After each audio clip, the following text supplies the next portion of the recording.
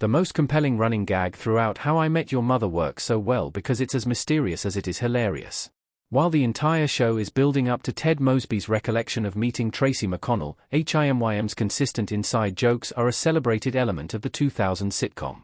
But there's one humorous plotline that is more than just an inside joke, as it has a fantastic payoff later on in the show that no one saw coming. Along with how much the main characters care about each other and the struggles they experience during their 20s in New York City, this gag is something we'll always remember. Sorry Slapsgiving, Barney's mystery job was How I Met Your Mother's best running gag. Although Slapsgiving is a memorable running gag on How I Met Your Mother, the mystery surrounding Barney Stinson's job is a smarter one. Slapsgiving is the kind of cheesy episode you would expect to see on a 1990s or 2000 sitcom, as the group's ongoing slap bet comes to a head on this cozy fall holiday. In contrast, you don't expect a show to hide a main character's job for almost 9 entire seasons. While Friends pokes fun at Chandler Bing's tech job, that's more because the others don't get what he does for a living. It's funny because we understand their POV, as many of us have friends with complex careers we're perplexed by. How I Met Your Mother went one step further by refusing to share how Barney spends his time.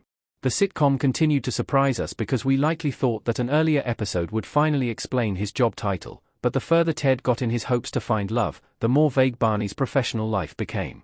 Sure, the slap bet is humorous, but there's not much depth here. It's better as a one-off joke than a continual gag, as it mostly serves as a reminder of how goofy the friend group can be together and how much fun they have. Barney's secret job, on the other hand, makes him more interesting than your average businessman. Barney's job wasn't just a running joke, it also added intrigue for viewers. While it's funny when someone asks what Barney's job title is and he says, please, it's also one of the most engaging parts of How I Met Your Mother.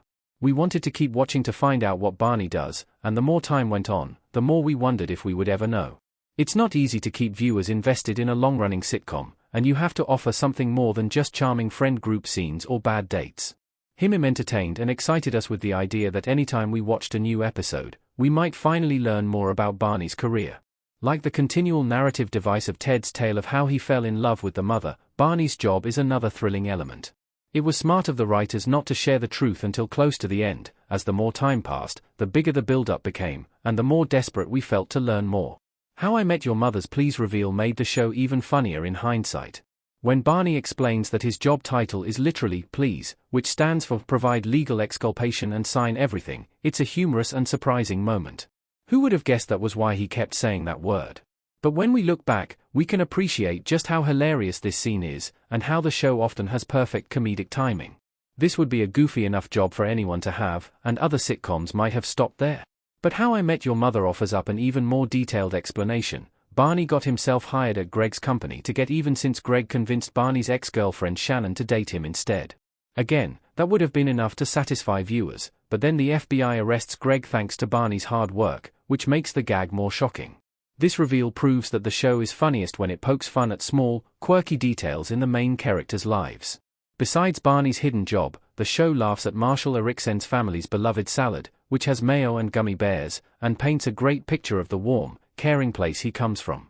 Ted also refers to his cannabis consumption as eating sandwiches to shield the truth from his kids.